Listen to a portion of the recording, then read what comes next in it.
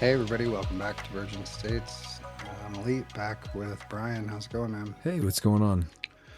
Oh, not a lot. Same old, same old. Tonight, excited to bring you guys JR Sawyers, Los Angeles-based filmmaker. How you doing, man? I'm doing well. It's the nice weather out here. Thankfully, it's been raining a lot, but definitely feels like LA right now. How you doing? We're doing good. It's a little chillier out here, but we're doing all right. Were you guys impacted See, by Where those are you? fires at all?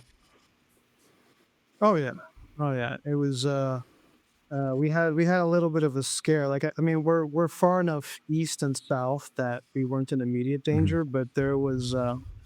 We live about 5 miles away from the Hollywood Hills, and there was a night where the Hollywood Hills caught fire, and I was like, wow, I never thought I'd see this. Yeah, that's. But I bet yeah. that felt like apocalyptic. Is the city recovering? Oh, Like, I haven't. So the main areas that got hit were Pacific Palisades and the Eden fires. We haven't been anywhere near there since. They won't even let us get in there unless we live near it.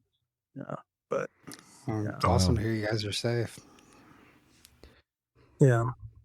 So, you're from New York, originally from New York. You're inspired by Mm-hmm. introspective films like Taxi Driver and Rocky, other Well, character-driven spectacles like Interstellar and Jaws. Ugh, I'm gonna do that one again. Hold on, Brian. I have to cut I'm not that. cutting it out. Yeah, you're gonna have to It's cut that one staying. out. It's staying. trust me, I'm gonna screw up a little bit too. So I'm glad you're editing. That's good. Originally from New York City, JR was inspired by introspective films like Taxi Driver and Rocky, and movies filled with character-driven spectacle like Interstellar and Jaws. Um, Man, it's great to have you here. Yeah, so if you want, It's great to be. yeah, if there's anything you'd like to, if you'd want to talk about your own kind of journey or research or what kind of went into the film, if you're open to sharing it, or what kind of intrigued you about the subject initially. Yeah, of course. I,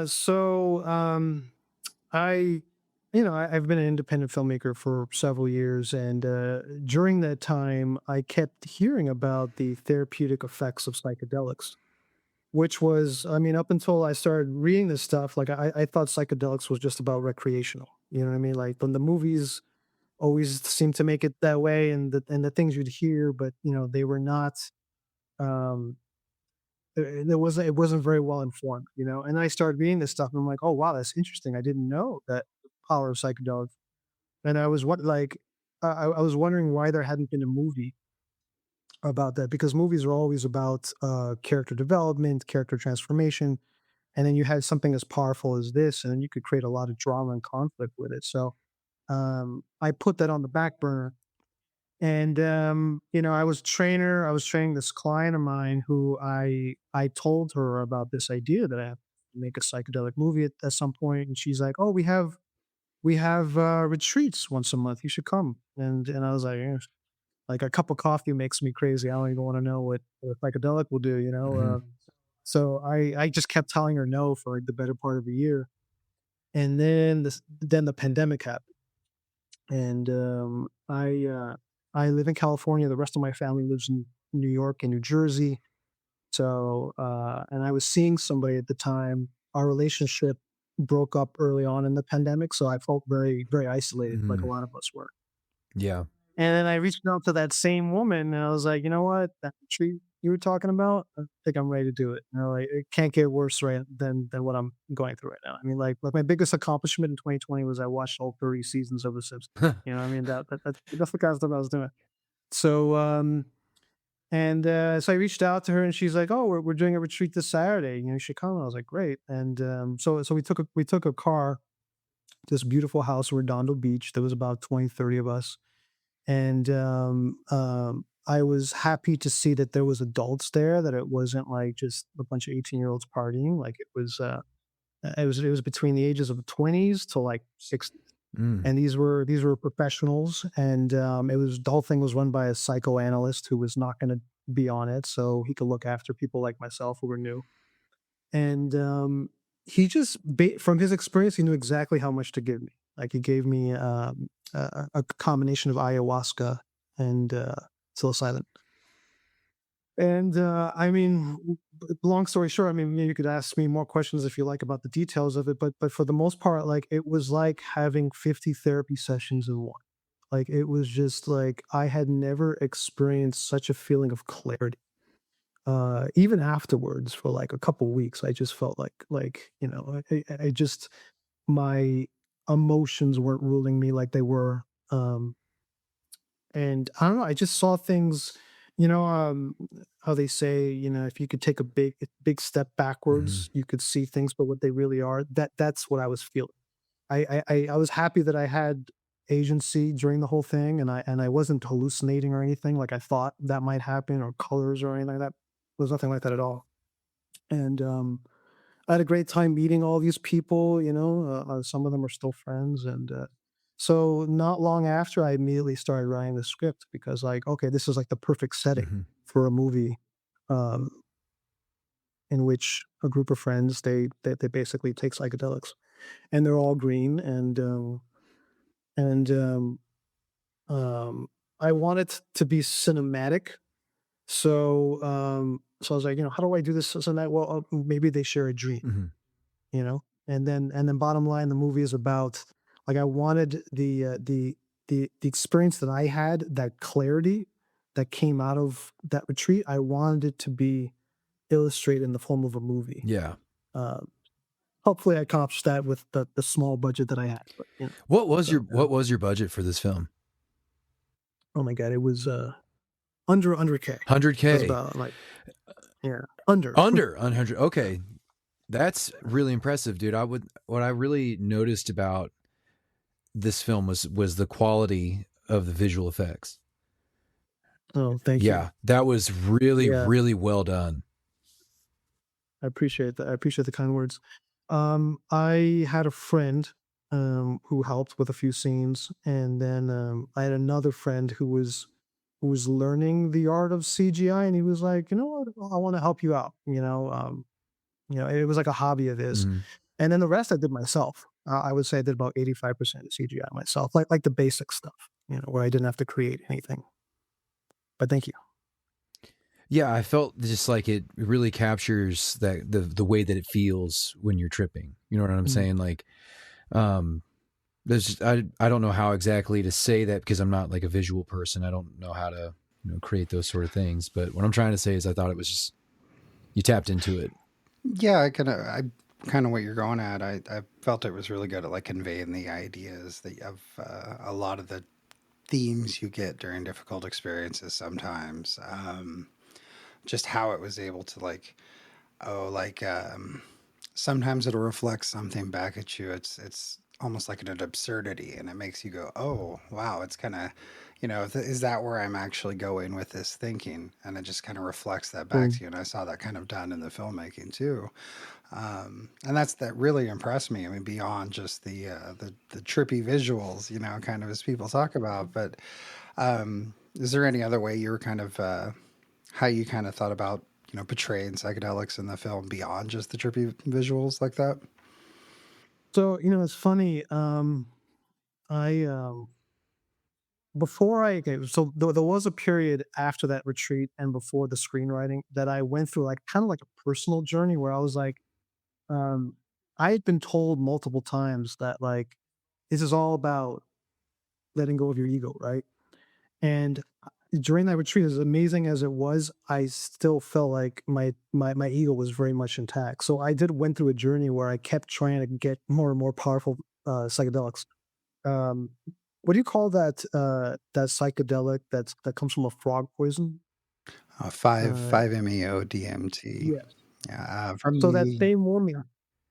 I'm sorry. Go ahead. Go no, ahead. I say from the bufo toad, if it's the frog venom, I think. But yeah, the Sonoran desert toad. Sorry, little nerd out for you right there. Yeah, Yeah. that was some sorry, that was some pretty hardcore knowledge there that you just dropped, like off the top of your head.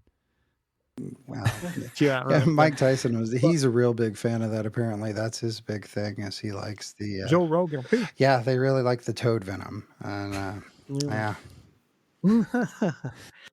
So I did it because I I started doing some, like, micro doses, and it wasn't having effect. And then I did a much bigger dose, And again, like I was feeling like these amazing things, but I really wanted to have like ego death. You know what I mean? Because I felt that I had not not egotistical, but I could feel that I was very like I had a strong ego, if that makes sense. So the same woman, she had a connection with this guy who was able to hook me up, and he had to give it to me 4 times, and it's still like I preferred the gentleness of like psilocybin. So what I wound up doing was I had this nurse friend come over, and I'm like, okay, I'm gonna do like 5 6 grams, um, and she just kind of just sat in the living room, just read a book, and and I listened to music at that really high dose. I just closed my eyes, and it was uh, it was like a visual symphony that was happening like behind the curtain, and I remember thinking like, how the hell do I get this in a movie? You know, just this visually, you know. Um, Again, it's a small budget, so it's really tough to get it across. But some of what I saw that day made it into the movie. Just the lights, the colors. Um, so there was, and I experienced this too when I did I'm sorry, the frog poison one. Five Um, MEO, five MEO DMT. Yeah, it's There he goes DMT, again. DMT. Yeah. Um, I remember, even though it didn't really work, the DMT, I did remember an instant of like just lightning. You know what I mean? It's just kind of like this weird, colorful lightning. So I was like, you know, I'm gonna put that in the movie. There was definitely scenes where it was just like lights, you know. But for the most part, uh, the visuals, I was trying to convey what was happening in their heads. You know what I mean? Just like for instance, a lot of people don't pick up on this, but like that scene where she's talking to her mother.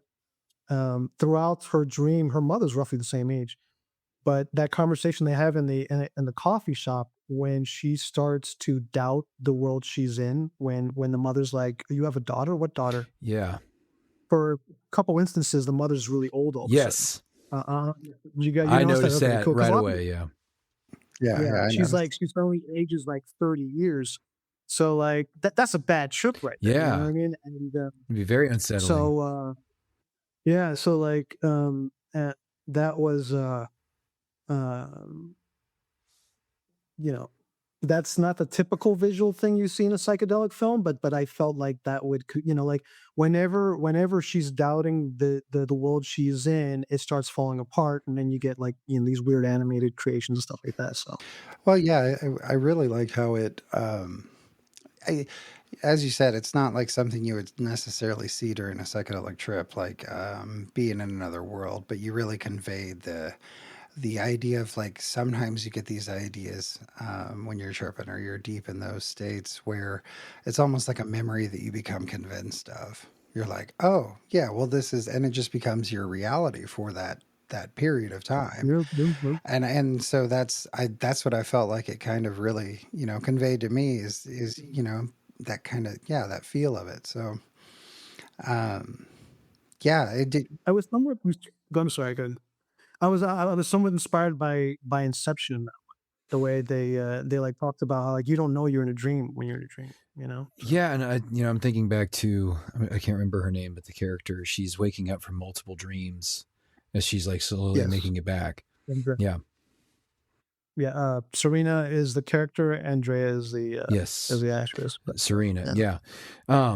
And that was, dude, that scene where she's like talking about her daughter with the Oh, therapist. at the end. Wow. Oh yes, yeah. Yeah, Yeah. seriously. Her That should acting have is made it up into fantastic. the Oscar nominees. Oh really? Yeah. Oh wow. That was Thank really It you. good. You was, did really yeah, good. no, it was, I was really emotional. There were some points, especially there at the end, like she ran to her, like straight, got up and went straight to her daughter, you know, and I kind of, there were different times I empathized with all the characters, really. Mm. Yeah, from that, you know, you, like I said, with Serena, with her just, she gets that idea in her head and that's just how it is at that point from then on out. And then, you know, or the reflection back and you seeing, the other, lady, the blonde character.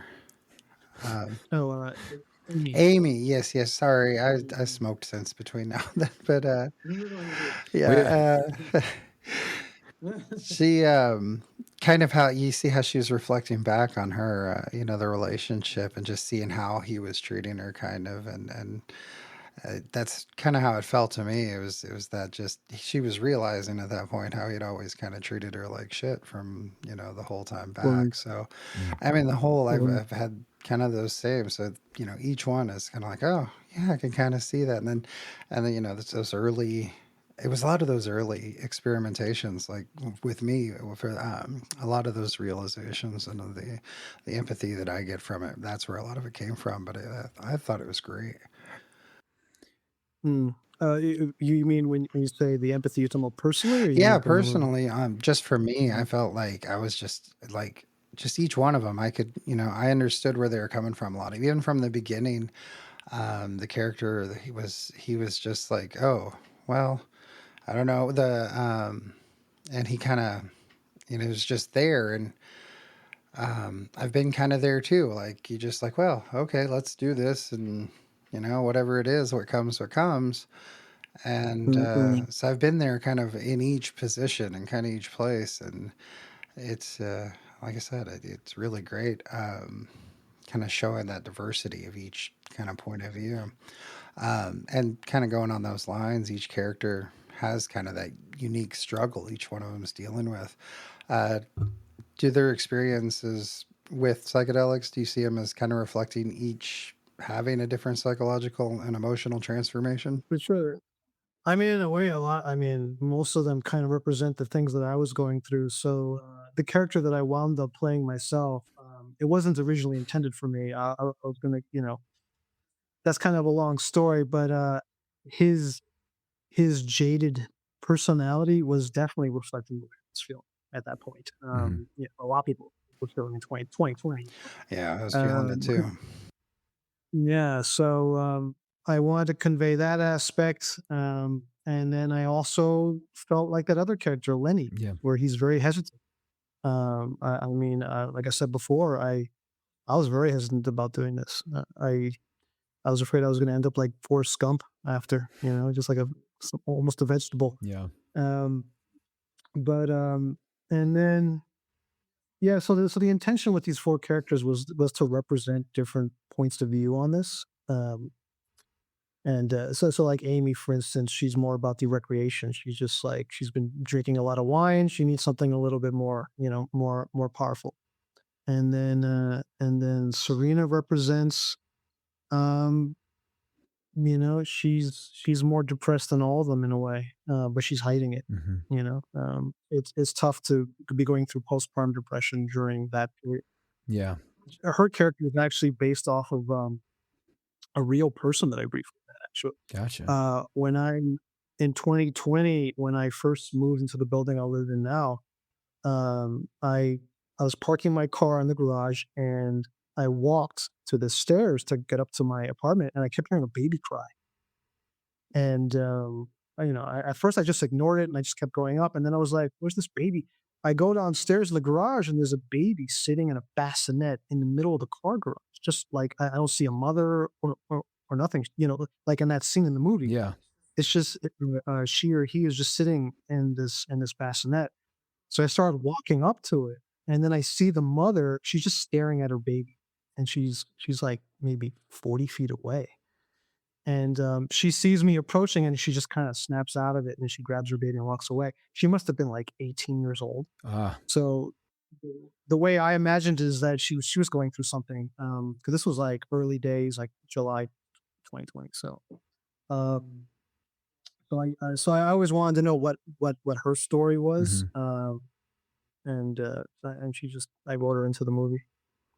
Gotcha. Yeah, I liked it. I like like I said, I liked all the characters, kind of how they, and I like how you kind of brought it all kind of to a close, and that was, I'm not going to give away the ending, but yeah, I really like how you kind of wrapped it up and brought it all, just, you know, and it brings it about. Like you said, it's the first film to kind of explore that therapeutic effect of psychedelics that people can have.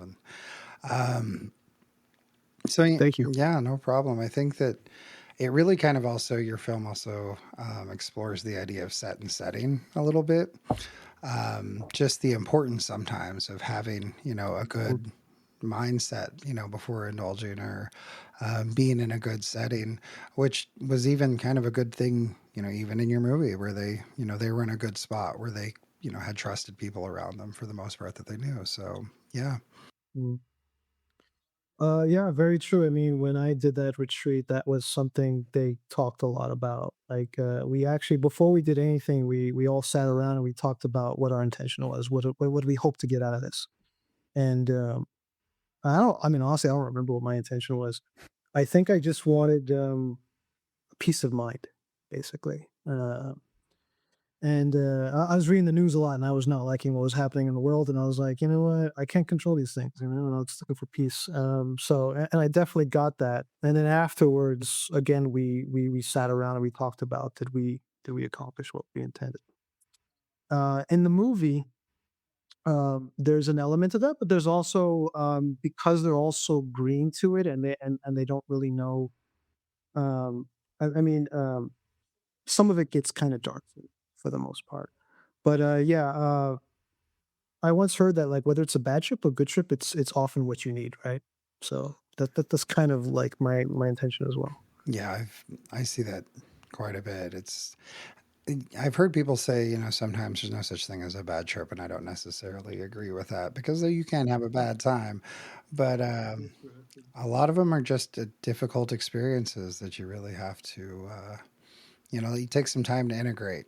Um, Mm. yeah, so yeah, that's Yeah, um, I mean, in my movie, I'm not sure I would. Well, besides the fact that they took way, like, they within the movie they took a dose that has never been recorded in history. So that's where the fantasy part comes for sure, because none of us know what would happen at that dose. And there. but Say there is a good. story from the 70s, I think, where some people accidentally snorted it in lines.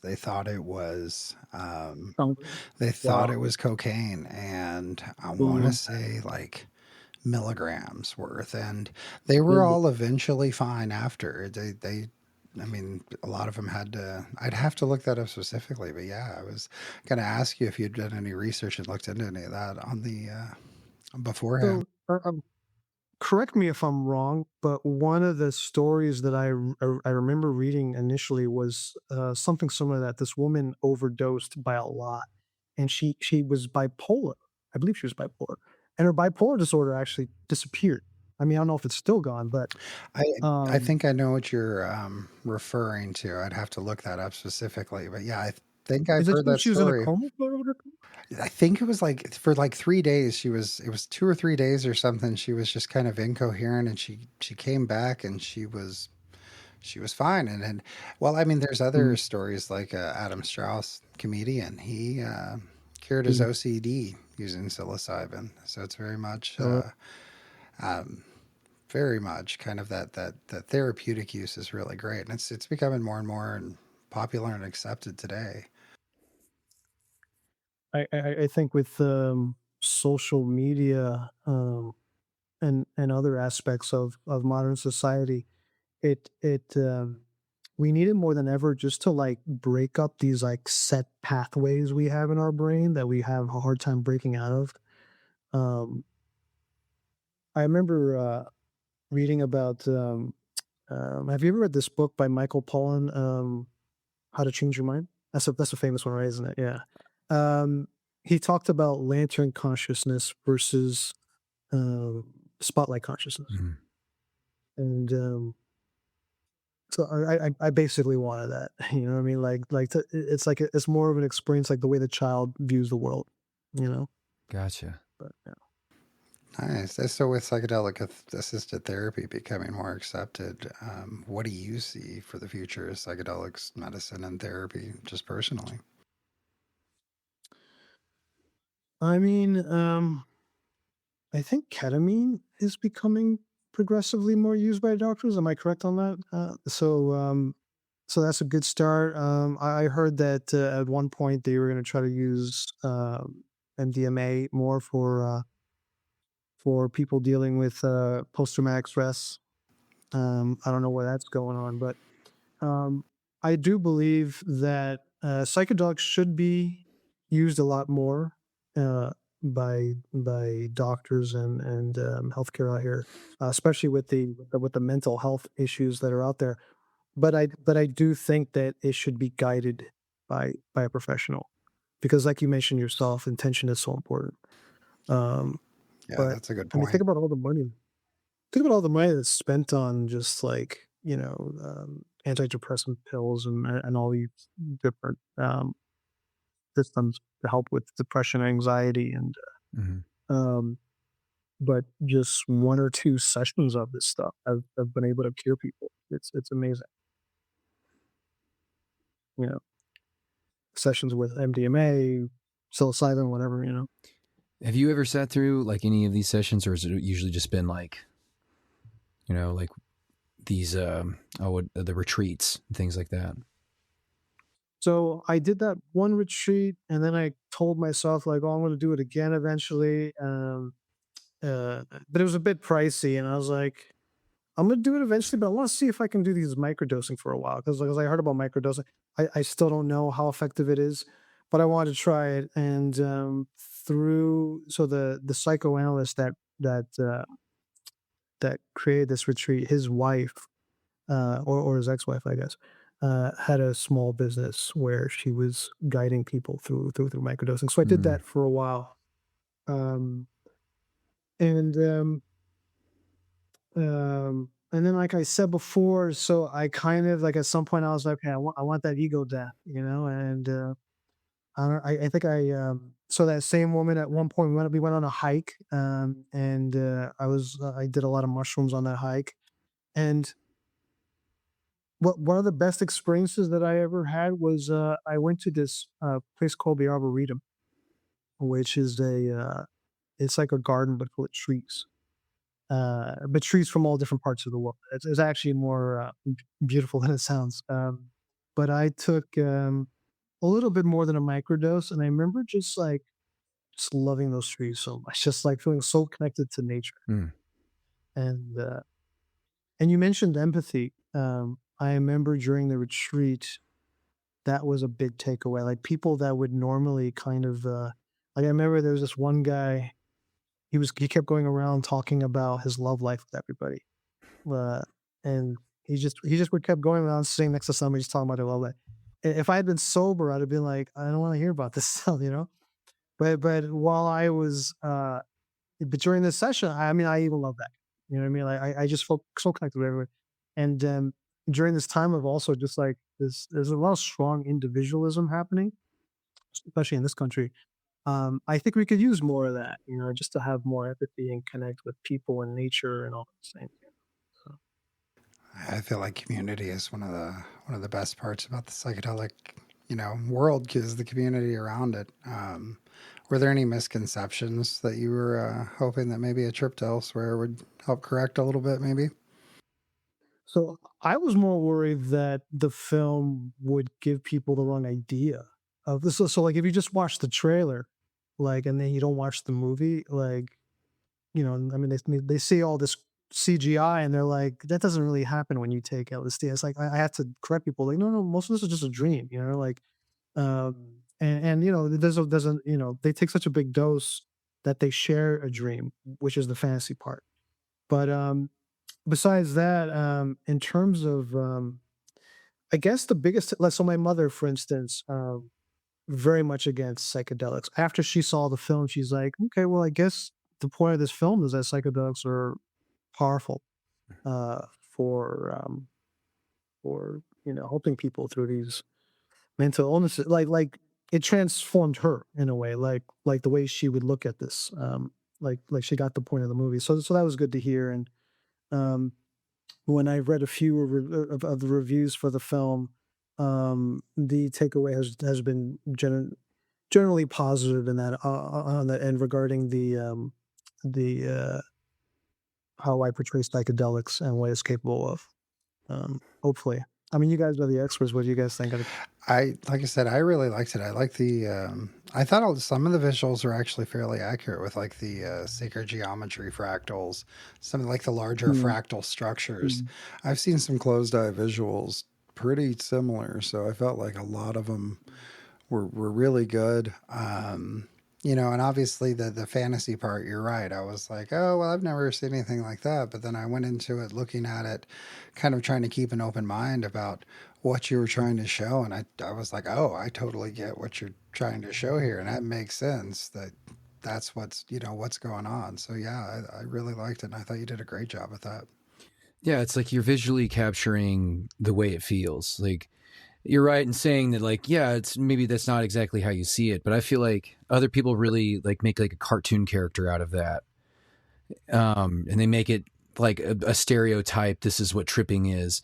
But the way that it was visually like given it, like how we were talking earlier with the face getting older and younger in that scene, or like your character, he doesn't get to see her face. And or like Serena, who Hmm. is constantly trying to figure out where her daughter's at, and being hit with that dread of like, you maybe don't have her anymore, she may be gone. And uh those are the kind of things that you feel and like fear and get kind of caught up in your own head. And then like with the waves of in and out of like some of the trip coming down, but then it's like, nope, not over just yet. You come back into it, like kind of that same vibe with the waking up from the dreams and stuff. I think it takes a lot of effort and talent and good storytelling to be able to portray it like that. And I think you did a really good job. And I definitely showcases that you're an experienced person with psychedelics. You came at it with that kind of mindset. yeah, I mean, I did. It wasn't, yeah, and I read a lot of books too. It wasn't just the retreats and stuff like that. Like, I really wanted to educate myself on this. And I mean, I wonder, like, what is the current climate regarding psychedelics and with the government and all that? Do you guys, have you? I think it's well, with RFK Jr. being confirmed as head of HHS. I think there should be. There's probably. So you go. I think it's going to be. He's fairly pro psychedelics. I believe it will be Mm, the hopefully good news on that front. Um, believe Maps is going to resubmit. They had some issues with their stuff, but they're going to resubmit their application. So hopefully they'll get mm, the IBDMA for PTSD passed through. I want to say they've gotten a couple of the issues they brought up in the hearings already taken care of. So that's great news. You mentioned a while ago. You had said you kind of read some books. Were there any like specific books or films that kind of shaped how you were portraying the psychedelic journey? mm. Yeah, so I did a lot of research. I mean, the big book that really wowed me was How to Change Your Mind by Michael Pollan. In terms of movies, because after reading that book, like, I finally really understood what it's doing, the psychedelics. I mean, even the whole idea that you could suddenly hear colors, you know what I mean, and see sounds, you know what I mean. Like, I really wanted to get that across in the movie somehow. Um, I thought that was really fascinating. And I mean, it's not any wonder that a lot of musicians, they take these kind of drugs to be inspired to create something new. Like, Mm-hmm. you're just, your brain's just opening up. Um, and then in terms of movies, what was that movie with Johnny Depp? Mm. Like, I felt that that was the most accurate in terms of when you're on psychedelics, what you see. Fear and Loathing Yeah. in Las Vegas. Yeah, it's Yeah. Fear, Love, and yeah, exactly. Um, and then there was a. I remember during the filming of the movie, there was a Netflix series that I saw with Nicole Kidman. I think it was Nine Perfect Strangers. It was something like this. And basically, the movie is about a group of people who go to this retreat at this mansion compound kind of place. And there are several scenes where they take psychedelics. And I thought it was actually really well done, actually. Nobody talks about it that much, but and I've always been curious if maybe there have been movies in the past that talked about the therapeutic effects of psychedelics, and we just don't know about it. So I never was able to find any, but maybe someday like I'll do some really, deep research because I'm sure it exists. But I've looked around. Most of the early cinema I've seen is either like LSD exploitation, like the trip, um, or kind of just weird, like Beyond the Valley of the Dolls.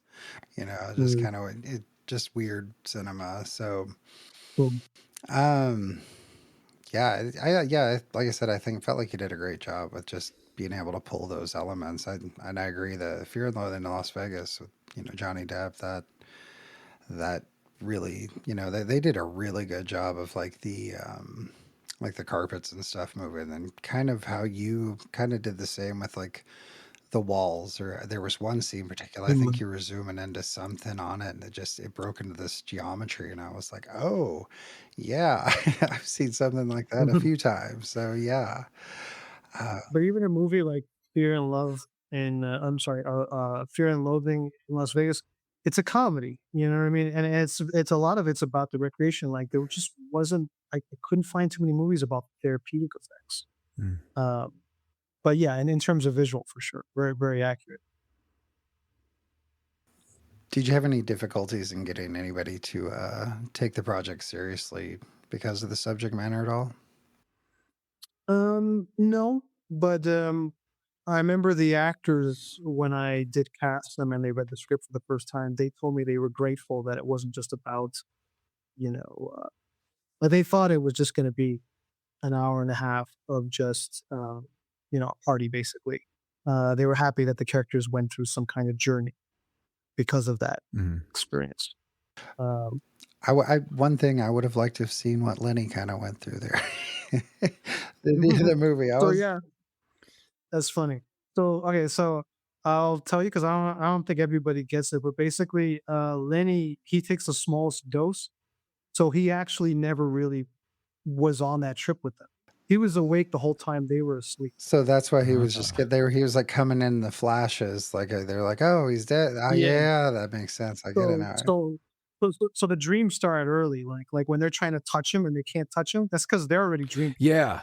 Um, I thought that was hilarious. He's like, he or goes to they're touch him, and they're like, "Help, help! You're a paramedic." And he's like, "Ah, I don't know, man. I don't know yeah. what's wrong with him."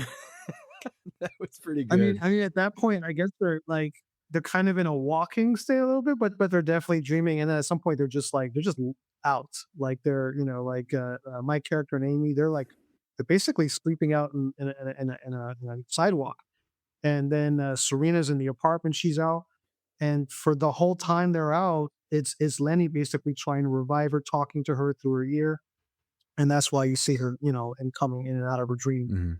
So, Yeah, that was that the makes intention of it. sense. I get it now. Yeah, I was kind of like, man, was he like just tripping real hard and we just didn't real see it? But no, that made that yeah. You see, you even stuff I didn't even get, you did it. Okay, so one of the parts that I can point out very specifically that I feel like you nailed what it feels like to be tripping is when she's like, "Well, how do I know you're not dead?" And he's like, "If I was dead, could I do this?" And he like waves his arms and stops the music. And I was like, "Yeah, that's exactly some kind of shit that you would feel or think is like totally realistic while you're Yeah. tripping." You'd be like, "That makes sense." Yeah. Damn, you would not be able to Yeah. do that if you were dead. Wow. That's fun. You brought That up was pretty cool. Michael Pollan earlier. He's kind of having a little moment now. Oprah just came out and Oh, endorsed psychedelics. oh, She wow. yeah has a whole episode that just came out with Michael Pollan talking about the beneficial use of psychedelics.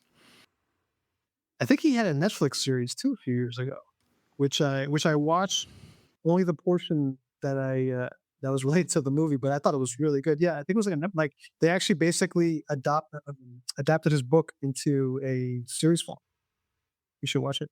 It was really good. Yeah, I think I'll have to go look for that. That sounds good. Absolutely. Yeah, What's that called again? Just look up Michael Pollock Netflix series. Michael Yeah, Pollan. I believe it was on Netflix. Yeah, Yeah, I think it's How to Change uh, Your Mind. Michael Pollan. Yeah. yeah. They might have kept the same title of the book and they turned it into a series. Yeah, that's what I was thinking. Something like that. They actually have footage of him, being under, talking to shamans, all that stuff. It was really great. Yeah. Yeah, that's one thing I'd like. us to eventually maybe do is cover a couple episode, go to a shaman or sweat lodge something and experience that and kind of investigate that a little bit and then report back. So that I think that'd be a lot of fun. So I would love to do an ayahuasca trip someday. I mean, that's so popular. I've never done that before. Well, It'd be really interesting. maybe we'll all have to get together and do ayahuasca. Yeah. Is one of you a shaman? no. I feel I'm like joking. Elite definitely for sure he would have to be the step-in shaman. I was gonna say if That'd I be guess if anybody qualified, there was a roast the other day. There was a bot roast I looked up for my profile on the subreddit, and it said, cool. "You've been advocating for the responsible use of psychedelics for so long that you've become the poster boy for responsible use, which is just about as ironic as your vintage Just Say No collection." It's like, oh, well, that kind of it is. And then it said, you created the subreddit 16 years ago, which is practically ancient in internet years. So you're like Mm. the, what did it say? You're like the Gandalf of psychedelics, only instead of fighting Balrogs, you're fighting off blog spam and mold eating posts. So I was Yeah, like, yeah, probably. that's kind of accurate. But so there's one of your biggest takeaways out of this. What did the making this film teach you about psychedelics and human consciousness kind of together? Um, I, you know, throughout, so throughout the filming and even sure with the writing, like I basically kept asking myself, how was it like when I was in the retreat? Like what was the things I was feeling? So in a way, throughout the filming, I was kind of reliving the retreat. Mm. Um, and they say that about the music. I mean, well, one of the best things about that retreat was the music. They had this amazing playlist, and they had like a little light show on the ceiling. So like, everybody was doing something different. I just kind of just lied down or I sat, kind of meditated, just looked at the lights, just listened to the music. And I asked for that playlist. And for like at least a couple of years after, every time I play that playlist, I get a little bit of that sensation back. You know what I mean? Even Mm. though I wasn't on the psychedelic, just hearing the music. So I guess the filmmaking itself was kind of like that too, because I kept trying to reach back. Um, yeah, Do you plan on hopefully. continuing? Sorry. Okay, I'm sorry. No, good. I said, do you plan on continuing exploring these psychedelic themes further in any future works? Um, I could tell. I mean, yeah, if the right idea comes along, or if somebody hires me to do something. At the moment, I'm working on a horror film, something a little bit more commercial. Okay. You know what? The biggest challenge of this psychedelic film, filming it, was just trying to get money to make it. Mm. Like there was a couple reasons. There was a couple reasons why people wouldn't give me money to make it. First, they were like, "Do people really want to watch a movie set in 2020? They kind of want to forget about it." And I was like, "Well, by the time this thing will come out, it'll be 2-3 years later, you know." But they Hmm. were like, "Nah." And then the whole psychedelic thing, they were like, "That sounds really interesting and all this, but we're not sure about the commercial aspect of that. Like, if you have no stars." Um, so I still wanted to make it, so I used my own money, and hopefully over time it'll find an audience. Um, but in the like in the immediate future, I'm probably going to do something more commercial, just because it'll be easier to get the money. But Hmm. definitely very happy that I made this film, because I also wanted to make it because I felt like there was a void there. This kind of film, um, Yeah, it's good. and I don't know, my question, because like uh, it almost seemed like the only way to make this movie is if you make it more of a comedy, more of a party movie. Um, so if anybody watches it and they wanted to explore any psychedelics or anything, would there be any advice that you might give to them or? Um, like you mentioned earlier, well, I would say find if you're gonna do it with people that you trust, like a really good setting, and potentially somebody who has a lot of experience with it, so they could guide you through it. Um, I mean, if you got the money, you should definitely do like something more like what I did, like a psychoanalyst. Um, in LA it was like $400, but I'm sure in other places of the world it could be a lot cheaper. I mean, or even just go to South America. Just have like a guide, an experienced guide, help you with it. Um, and then setting is really important.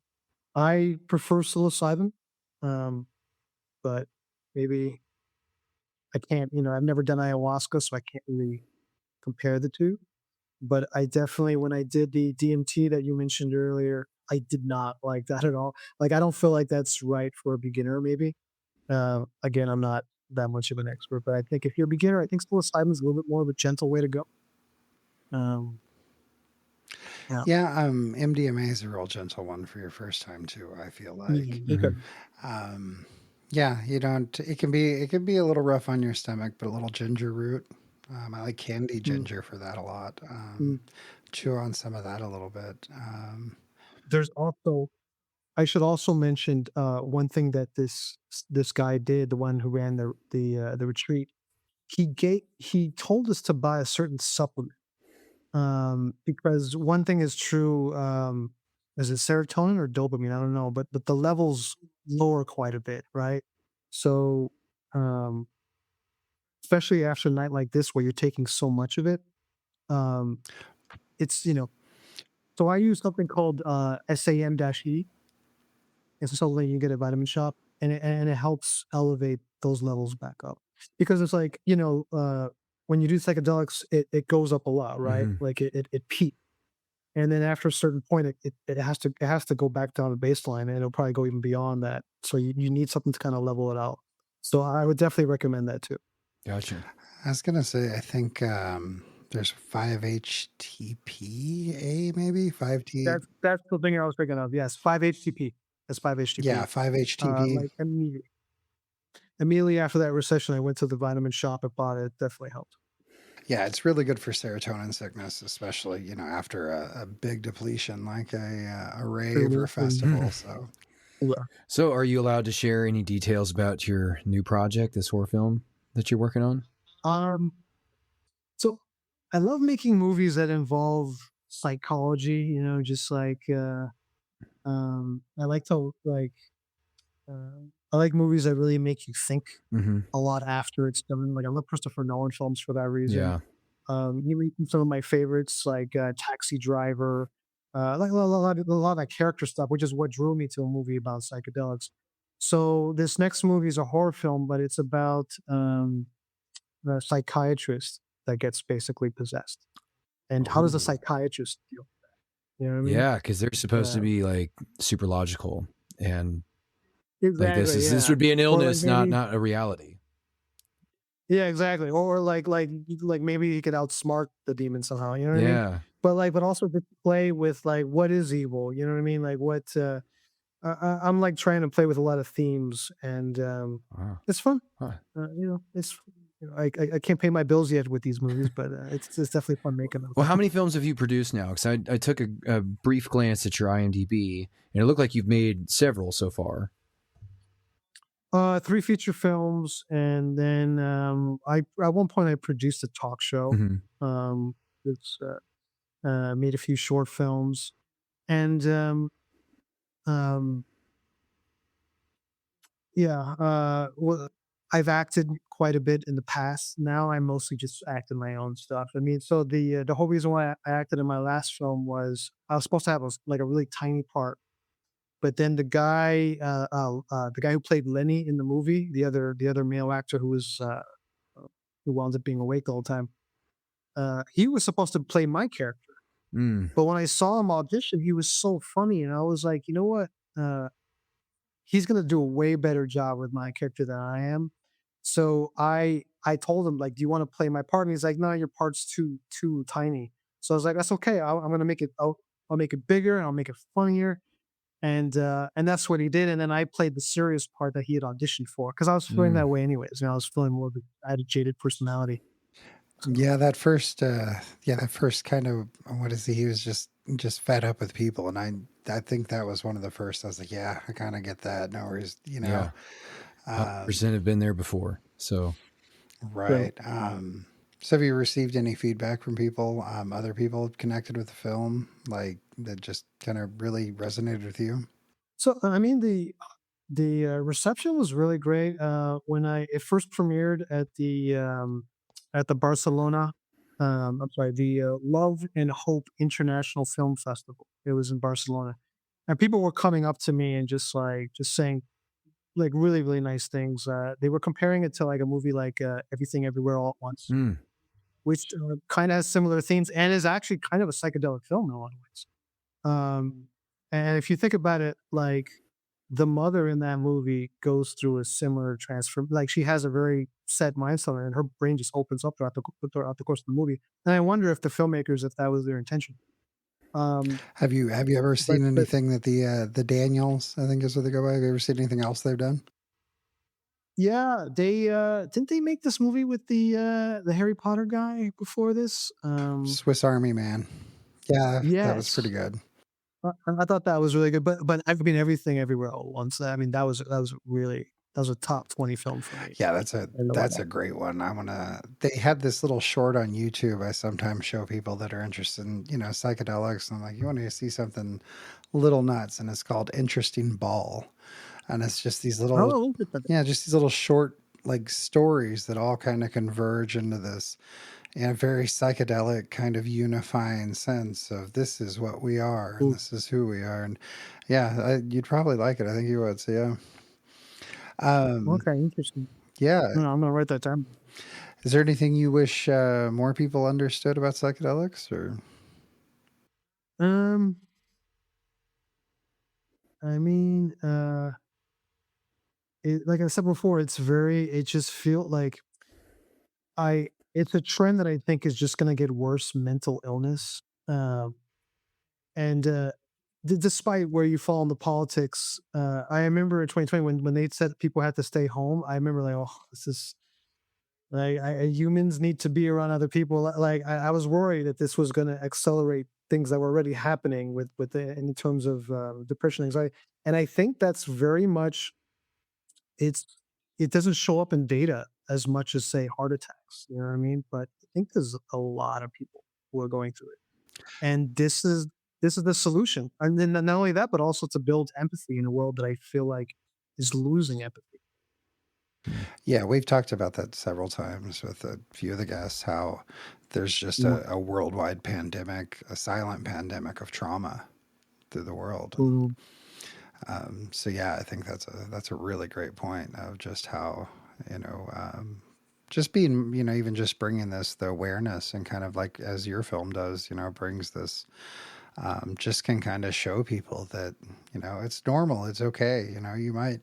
You buy the ticket, you take the ride, you're gonna have fun, or it might be a little crazy for a few hours, but everything kind of it'll come back and you'll be fine. And I think, Oh, that's the other thing too, yeah. Yeah, and I mean, like, I honestly have never had, it's easy for me to say, like, bad trip or good trip, like you learn something, because I've never had a bad trip, and I tried to take the heroic dose, um, but having said that, I do think some people like they really need that guide, like they may not be able to handle. I mean, it's still very powerful.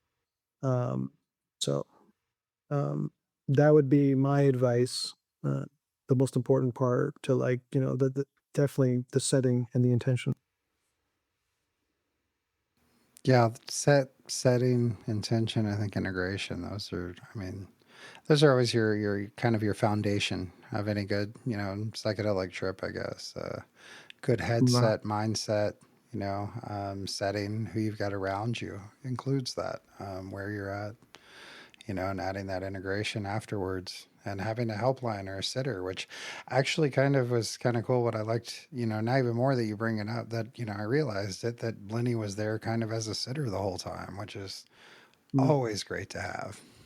That's a good point. That's a really good point. I'll also make another point. So I have a bit of a type A personality, and one of my fears was that I'd try to fight it.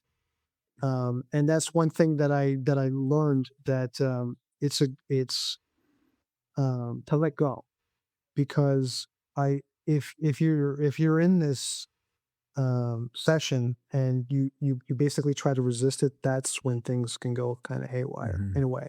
I mean, even there, there could be something good about that, but that was something that I had to learn, Yeah. and I just letting go.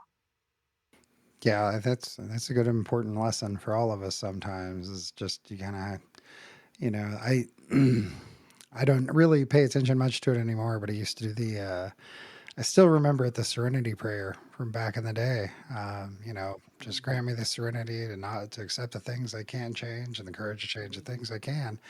And even if I'm not, practicing the sobriety or whatever as I used to, I still, a lot of things you can just let go.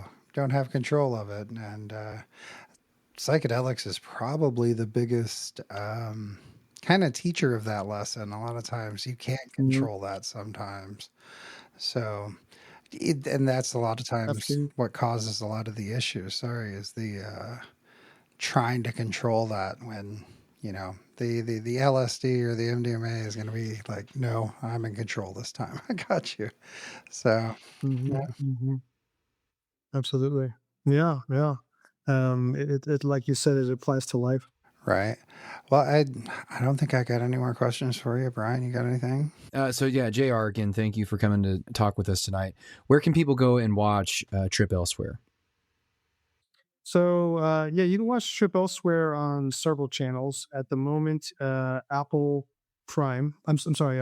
Apple Plus, um, Amazon Prime, Tubi, and I believe it just got on the Roku channel. Excellent. So yeah. So So if you want to watch it for free, you'll watch it for free on Tubi and Roku, and then Amazon and Apple. I think it's like $2.99 right now. gotcha. Yeah, it's a great movie. I'm glad you're, like I said, or as Brian had said, I don't know if anybody would, or if I'd really come across it. Because, I'm kind of a stickler for with psychedelic films, a lot of the visuals, but after watching and kind of understanding, I was like, wow, I totally see what you're getting. So, or what you're doing with it. So yeah, it's totally going on my recommendation list for people. Absolutely. Happy. I appreciate it. Thanks, guys.